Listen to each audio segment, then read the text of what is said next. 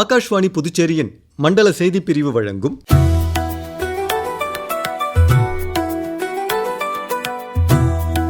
அமிர்த கால பயணம், மத்திய மாநில அரசுகளின் வளர்ச்சி திட்டங்கள் குறித்த சிறப்பு தொடர் நிகழ்ச்சி.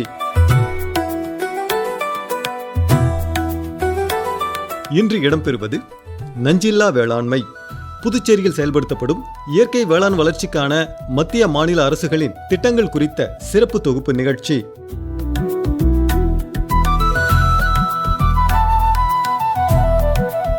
உலகிற்கே அச்சாணியாக விளங்கும் விவசாயத்தில் இயற்கை விவசாயம் என்பது இன்று மிக முக்கியமான காலகட்டத்தை அடைந்துள்ளது. கடந்த காலங்களில் பசுமை புரட்சி நமக்கு உணவு பாதுகாப்பை தந்தாலும், காலப்போக்கில் நாம் பயன்படுத்திய அதிகப்படியான ரசாயன உரங்களும் பூச்சிக்கொல்லிகளும் நமது மண்ணின் உயிரோட்டத்தை பறித்துவிட்டன. மண்ணின் உயிர்த்தன்மையை மீண்டும் கொண்டுவர மத்திய மாநில அரசுகள் பல்வேறு முயற்சிகளை மேற்கொண்டன. அதன் ஒரு பகுதியாக இயற்கை விவசாயத்தை ஊக்கப்படுத்த பல்வேறு திட்டங்கள் செயல்படுத்தப்படுகின்றன. இயற்கை விவசாயம் என்பது ஏதோ புதிய விஷயம் அல்ல. இது நமது முன்னோர்கள் வழி வழியாக பின்பற்றிய வாழ்வியல் முறை. மண்ணில் உள்ள நுண்ணுயிரிகளை பாதுகாத்து ரசாயனங்கள் இன்றி பயிர் செய்வதே இதன் அடிப்படை. ஒரு பிடி மண்ணில் கோடிக்கணக்கான நுண்ணுயிர்கள் உள்ளன. இயற்கை விவசாயம் இந்த சிறு உயிரினங்களை பாதுகாப்பதன் மூலம் மண்ணை எப்போதும் உயிர்ப்புடன் வைத்திருக்கிறது.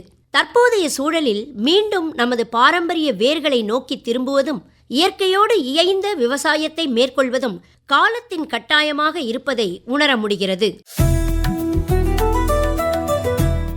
மத்திய அரசு நாடு முழுவதும் இயற்கை விவசாயத்தை ஒரு மக்கள் இயக்கமாக மாற்ற பல்வேறு திட்டங்களை செயல்படுத்தி வருகிறது. அதைப் போலவே புதுச்சேரி அரசும் மாநில விவசாயிகளின் வாழ்வாதாரம் மேம்படவும் மக்களின் ஆரோக்கியம் கருதியும் இயற்கை விவசாயத்திற்கு பெரும் முக்கியத்துவம் அளித்து வருகிறது.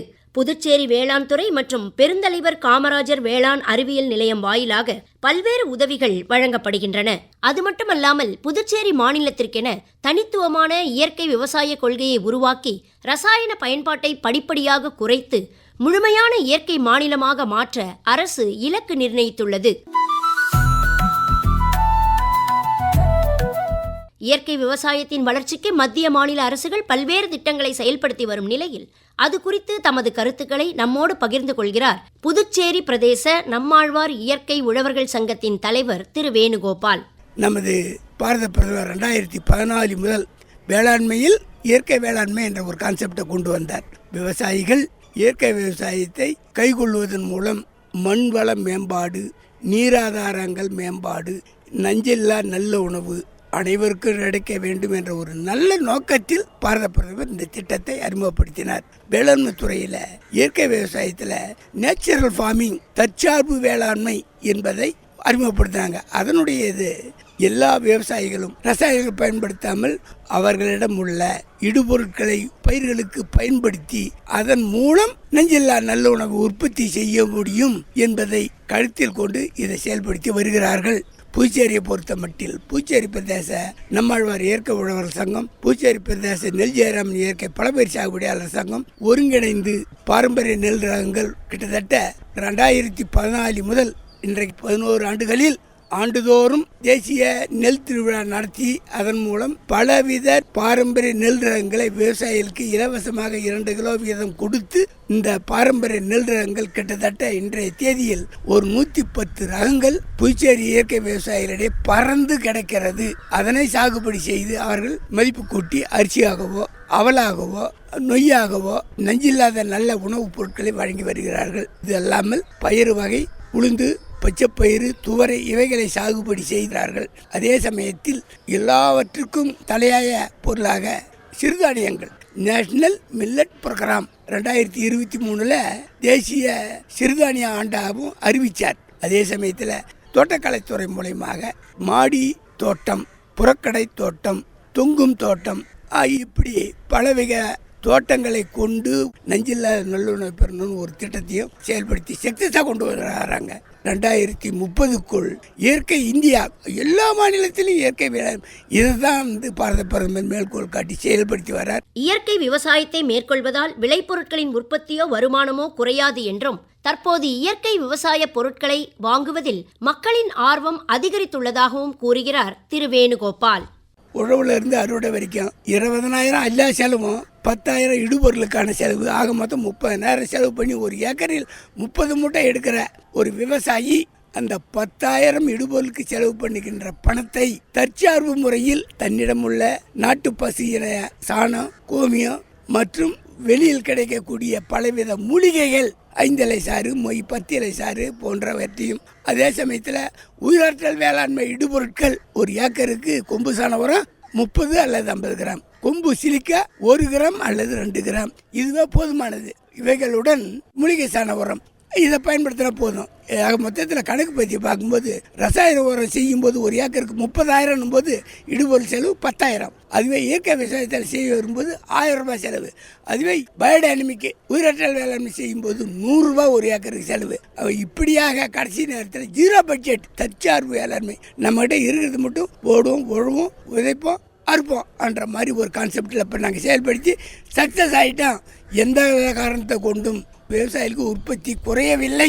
30,000 செலவு பண்ணி 30 மூட்டை எடுக்கிறவங்க எதுவுமே செலவு பண்ணாத முறையாக மண்ணை வளப்படுத்தியதில் 35 மூட்டை 37 மூட்டை அறுவடை பண்ணி சாதனை படுத்தியிருக்கிறோம். அதனால் ரசாயன வேளாண்மை தேவையற்றது என்பது என்னுடைய கருத்து. நாங்கள் 2014 முதல் தொடர்ந்து செஞ்சாலும் நாங்கள் பல விளைபொருட்களை மக்களுக்கு நாங்கள் கொடுத்தோம். குறைஞ்ச விலைக்கு கொடுத்தாலும் வாங்கிறதுக்கு ஆள் இல்லை. எங்களுக்கு உதவி செய்வதற்காகவே இயற்கை கொரோனா என்ற ஒரு இதை கொண்டு வந்தது. அதன் காரணமாக இன்றைய நிலையில் அன்றைக்கு நாங்கள் 2014-15 கருப்பு கவுனி ஒரு கிலோ 60 ரூபாய் 70 ரூபாய்க்கு கஷ்டப்பட்டு விற்றோம். இன்னைக்கு மாலில் விற்கிது 250 ரூபா 300 ரூபா ஒரு கிலோ. ஆனால் நாங்கள் சராசரியாக விவசாயிகள் 100 ரூபா 120 130 தாண்டலை. ஆகவே இந்த இயற்கை விவசாயம் நுகர்வோரை கவர்ந்திருக்கிறது, நுகர்வோரினுடைய எண்ணிக்கையை அதிகரித்திருக்கிறது, இயற்கை விவசாயிகளுடைய உற்பத்தியை அதிகரித்திருக்கிறது, சாகுபடி பரப்பு அதிகரித்திருக்கிறது. ஆக மொத்தத்தில் மாண்புமிகு பாரத பிரதமருடைய இலக்கான இயற்கை பாரதம் என்ற ஒரு நல்ல முன்னெடுப்பை நம்ம புதுச்சேரி மிக சிறப்பாக செயல்படுத்தி அனைத்து மாநிலங்களும் முதன்மை மாநிலமாக திகழ்கிறது என்பதை சொல்வதில் எந்தவித தயக்கமும் இல்லை. இதை நாங்கள் முழுமையாக செயல்படுத்தி 2028 இயற்கை புதுச்சேரியை அமைத்தே தீர்வோம். மத்திய அரசின் ஒருங்கிணைந்த பண்ணை திட்டத்தின் கீழ் கடனுதவி மற்றும் மானியம் பெற்று இயற்கை விவசாயத்தை மேற்கொண்டு வரும் புதுச்சேரி கூனிச்சம்பட்டு கிராமத்தைச் சேர்ந்த விவசாயி திரு வீரப்பன் கூறுகையில், நான் பார்த்தீங்கன்னா கடந்த ஒரு 13 வருஷமாக வந்து இயற்கை விவசாயம் பண்ணிட்டு இருக்கோம். எங்கள் கிராமத்தில் கிட்டத்தட்ட ஒரு 6 ஏக்கரில் இயற்கை விவசாயம் மட்டும் இல்லாமல் ஒரு 2 ஏக்கரில் வந்து பார்த்தீங்கன்னா ஒரு இன்டெகிரேட் ஃபார்ம், அதாவது ஒரு ஒருங்கிணைந்த பண்ணைன்றது வந்து பண்ணிட்டு இருக்கோம். அதில் வந்து பார்த்தீங்கன்னா ஆடு, மாடு, கோழி, அது இல்லாமல் அதில் கலப்பு பயிர் விவசாயம் இப்படின்னு சொல்லிட்டு போயிட்டுருக்கு. இதில் வந்து பார்த்தீங்கன்னாக்கா நம்ம புதுச்சேரி அரசு மற்றும் மத்திய அரசு உதவியோடு பார்த்தீங்கன்னாக்கா கிட்டத்தட்ட ஒரு 4 வருடங்களுக்கு முன்பு வந்து RKVY அப்படின்னு சொல்லிட்டு ஒரு ஸ்கீமில் வந்து 10 லட்சம் திட்ட மதிப்பீடு, அதில் வந்து பார்த்தீங்கன்னாக்கா ஒரு 5 லட்சம் வந்து இந்த ஒருங்கிணைந்த பண்ணையத்துக்கான மானியத்தை வந்து புதுச்சேரி மாநிலத்தை ஆளாக பெற்று பயன்படுத்திகிட்டு இருக்கோம். நாங்கள் இதன் மூலிமா வந்து பார்த்தீங்கன்னாக்கா இயற்கை விவசாயத்தை செயல்படுத்த மட்டும் இல்லாமல் ஒரு கால்நடை வளர்ப்பு இந்த மாதிரி விஷயத்துக்கு வந்து இந்த தொகை வந்து பெருசாக உதவி பண்ணிச்சு இந்த திட்டம். இப்போ பார்த்தீங்கன்னாக்கா புதுச்சேரி அரசு மத்திய அரசுடைய இயற்கை விவசாயத்துக்கான திட்டங்களை வந்து கொண்டு வந்திருக்காங்க. அதில் வந்து பார்த்தீங்கன்னா நானும் வந்து அதில் சேர்ந்துருக்கேன். இது வந்து பார்த்தீங்கன்னா இந்த திட்டம் வந்து பார்த்தீங்கன்னாக்கா இயற்கை விவசாயம் செய்கிறவங்களுக்கு அதற்கான மானியம், அது மட்டும் இல்லாமல் அவங்களுக்கான பயிற்சிகள், இயற்கை விவசாயம் மாறுதலுக்கான மானியத் தொகை, இந்த மாதிரி விஷயங்களும் வந்து செயல்படுத்தியிருக்காங்க. அதில் வந்து பார்த்தீங்கன்னாக்கா இயற்கை விவசாயத்துக்கு முக்கியமாக வந்து கால்நடை வளர்ப்பு வந்து ஒரு முக்கிய பங்கு. அது மட்டும் இல்லாமல் ஏன்னா எங்களுடைய நோக்கம் வந்து பார்த்தீங்கன்னாக்கா வெளியிலேருந்து எந்த விதமான இடுபொருள் வாங்கக்கூடாது அப்படின்ற ஒரு விஷயம். அதனால் வந்து மாடு, ஆடு, கோழி இதனுடைய எச்சங்களை வச்சு தான் நாங்கள் வந்து இப்போ இயற்கை விவசாயம் பண்ணிகிட்ருக்கோம். அதையே ஏன் வந்து ஒன்றும் அதிகப்படியான எண்ணிக்கையில் வந்து கால்நடை வளர்ப்பு பண்ணும்போது அதுலேருந்து ஒரு விவசாயிக்கு வருமானம் கிடைக்கும்.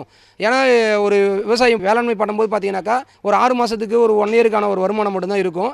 ஆனால் அதுவே கால்நடை வளர்ப்பு இந்த கூட்டு பண்ணையுடைய நோக்கமே என்னென்னா தொடர்ச்சியான ஒரு வருமானம் இருக்கும். ஏதாவது ஒரு இதில் வந்து தொழில் வந்து நான் நஷ்டப்பட்டாலும் அந்த விவசாயி திருப்பி வந்து வேற ஒரு கால்நடை வளர்ப்பில் அது லாபத்தை பெற முடியும் அப்படின்ற ஒரு நோக்கம் தான் இது. இது வந்து பார்த்தீங்கன்னாக்கா வந்து நான் வந்து பண்ணிட்டு இருக்கும்போது என் ஆடு மாடு எல்லாமே நான் வந்து வீட்டில் வச்சுருந்தேன். இந்த திட்டம் வந்து புதுச்சேரி அரசில் வந்து செயல்படுத்தும் போது புதுச்சேரி வேளாண் துறை மூலமாக எனக்கு தெரிய வந்தது. இதற்கான திட்ட மதிப்பீடு இதெல்லாம் போட்டு கொடுத்து புதிய பாரதியார் வங்கியில் வந்து லோன் இது பண்ணேன். லோனை பெற்று இந்த திட்டத்தை செயல்படுத்தினேன். இது 10 லட்சத்துக்கான திட்டம். இது 5 லட்சம் வந்து மானியத் தொகையாக வந்து வேளாண் துறை மூலமாக எனக்கு வழங்கப்பட்டது. சில விஷயங்கள் இயற்கை விவசாயத்துக்கு மாறும்போது நிலமும் மாறணும், அந்த விவசாயம் மாறணும். ஏன்னா நம்ம இயற்கை விவசாயம் போது பார்த்திங்கன்னா எந்த விதமான இடுபொருள் வெளியிருந்து வாங்காமல் நம்மளே வந்து அந்த இடுபொருளை வந்து உற்பத்தி பண்ணணும். அதற்கான மெனக்களில் வந்து அந்த விவசாயி தெரிஞ்சுக்கணும், செய்யணும்.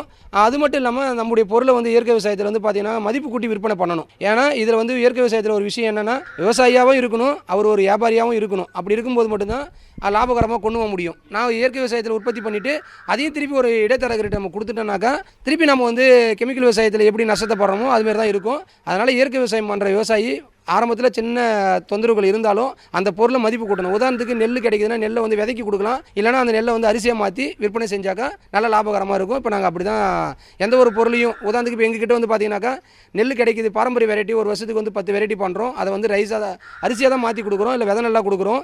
மஞ்சள் போடுறோம், மஞ்சளை வந்து அப்படியே கொடுக்காம மஞ்சள் தூள் பண்ணி தான் கொடுக்குறோம். அதுக்கப்புறம் பார்த்தீங்கன்னாக்கா எலுமிச்சோ, கொய்யா இது எல்லாமே வந்து என்னுடைய நேரடி சமூக வலைதளம் மூலமாக, அதாவது வாட்ஸ்அப், ஃபேஸ்புக் மூலிமா தான் நட்பு வட்டத்தை வந்து பாண்டிச்சேரி டவுனுக்குள்ளே இருந்தாலும் எங்கே இருந்தாலும் விற்பனை பண்ணிட்டு இருக்கோம்.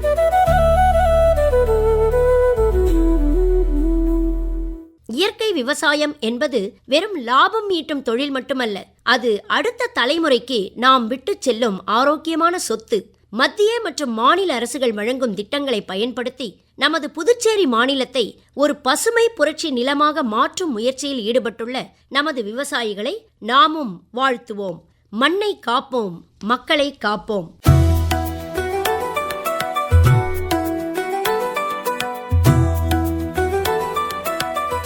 நேயர்கள் இதுவரை கேட்டது அமிர்த கால பயணம்.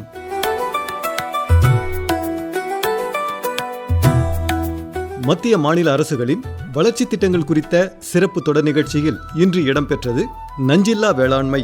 புதுச்சேரியில் செயல்படுத்தப்படும் இயற்கை வேளாண் வளர்ச்சிக்கான மத்திய மாநில அரசுகளின் திட்டங்கள் குறித்த சிறப்பு தொகுப்பு நிகழ்ச்சி.